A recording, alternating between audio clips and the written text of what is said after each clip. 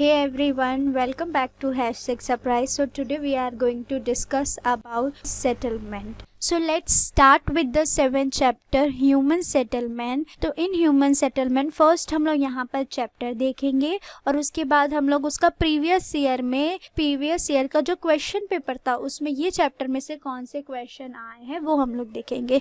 तो example of human settlement. अब human settlement India में देखो क्या है ना, डिफरेंट टाइप का है और डिफरेंट पैटर्न है इसका। ठीक है, यहाँ पे हम लोग को वैरायटी ऑफ सेटलमेंट पैटर्न दिखाई देने के लिए मिलते हैं।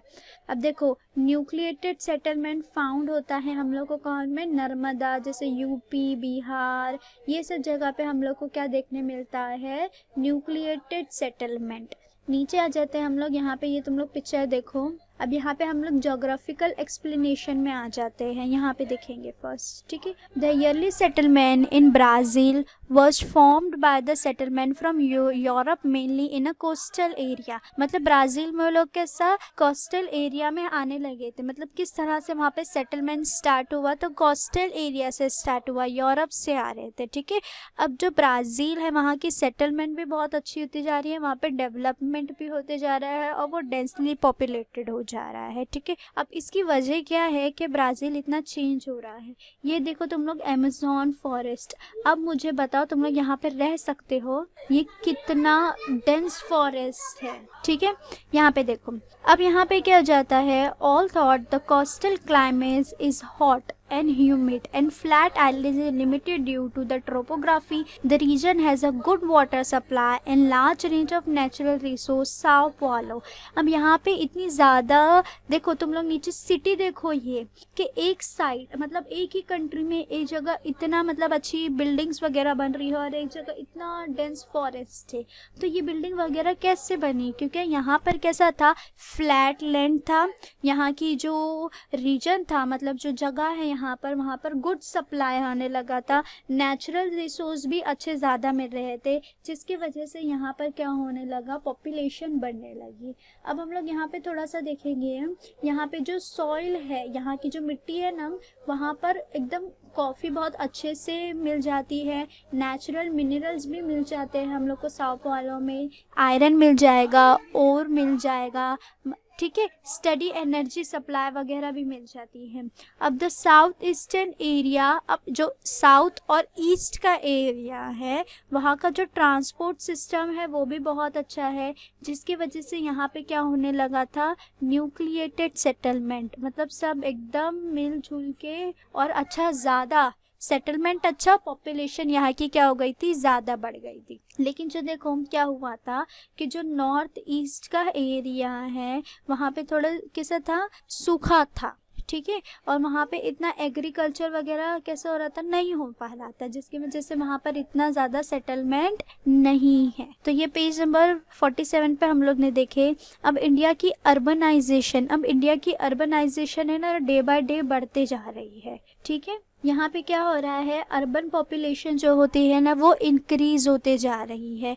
क्यों इंक्रीज़ हो रही है, क्योंकि न्यू टाउन्स वगैरह बढ़ रहे हैं, यहाँ पर कुछ सिग्निफिकेंट रोल प्ले किए जा रहे हैं अर्बनाइजेशन करने के लिए कंट्री में। देखो यहाँ पे क्या लिखा है, urbanization has been more in the southern part than in the northern part. अब यहाँ पे देखो जो अर्बनाइजेशन है ना वो साउथ पार्ट में ज़्यादा है, जैसे कि गोवा जो है ना वो बहुत ही ज़्यादा अर्बनाइज्ड स्टेट है, मतलब 62%। अगर गोवा में 100 लोग रहते हैं तो जिसमें से 62% एकदम वेल सेटल है। जो दिल्ली है ना वहाँ पर समझो 100 लोग रहते हैं जिसमें से 80% लोग एकदम अर्बन एरिया में रहते हैं। ठीक है, जैसे तमिलनाडु, महाराष्ट्र, गुजरात, केरला, यहाँ सब क्या है, अर्बनाइजेशन ज़्यादा है।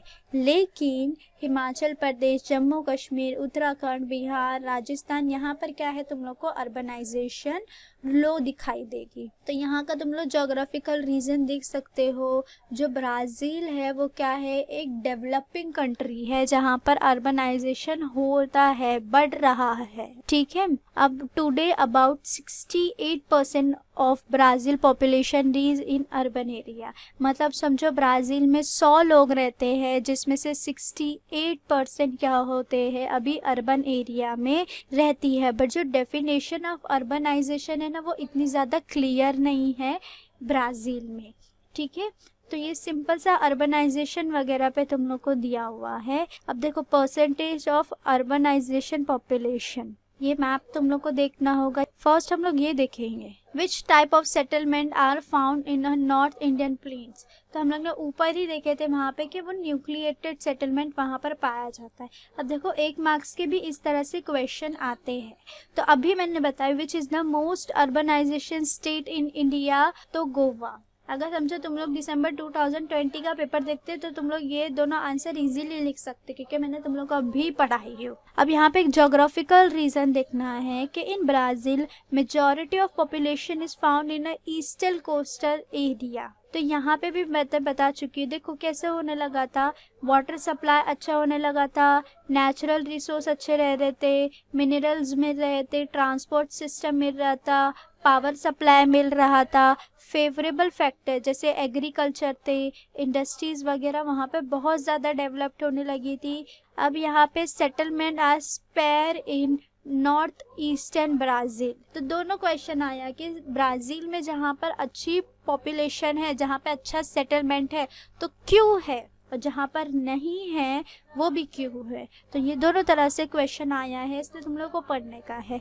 अब देखो जो ब्राज़ील है वो इक्वेटोरियल रेन फॉरेस्ट जोन में आता है। ये हम लोग ने 5th चैप्टर में पढ़े हैं, ठीक है, कि ब्राज़ील में क्या रहता है, इक्वेटोरियल रेन फॉरेस्ट दिखाई देंगे तुम लोग को, जिसकी वजह से वहाँ पर अनहेल्दी और अनफिट सेटलमेंट है, इसलिए, ठीक है।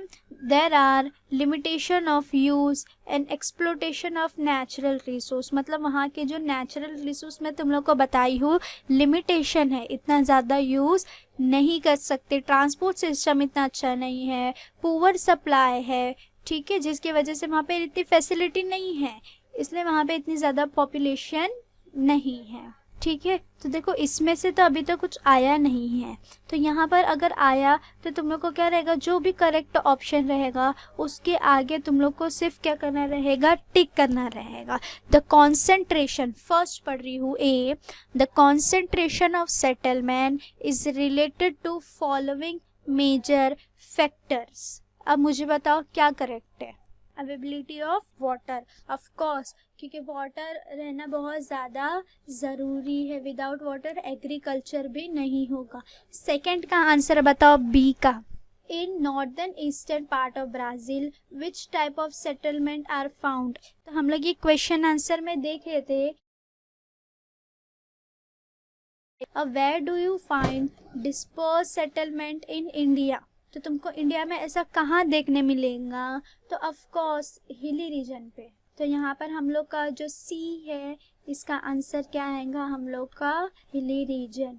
फिर नेक्स्ट आओ डी क्या है, concentrated settlement are found in Narmada village dash. तो इसका आंसर बताओ, कल्टिवेटेबल लैंड, ठीक है, ये याद कर लेना। Which state has the least urbanization in Brazil. तो ऐसा कौन सा स्टेट है जहाँ पर सबसे कम अर्बनाइजेशन है। तो ये भी हम लोग मैप में भी देखे थे और पढ़े भी थे कि क्या है वहाँ पर पाना। जोग्राफिकल, देखो गिव जोग्राफिकल रीजन में क्या पूछा था अभी तक का पेपर में कि ब्राज़ील में डेंस पॉपुलेशन कहाँ है तो क्यों है, और कम है तो क्यों है, ठीक है। जैसे ये वाला क्वेश्चन हम लोग का इम्पॉर्टेंट में आएगा। जोग्राफिकल रीजन है 3 मार्क्स के लिए। क्वेश्चन नंबर ये 2 का ए तुम लोग अपनी ओन से भी लिख सकते हो, बी मैं समझा चुकी हूँ। अर्बनाइजेशन इंडिया में रैपिडली इंक्रीज हो रहा है, ये ऊपर पैराग्राफ में पड़े हैं, ठीक है।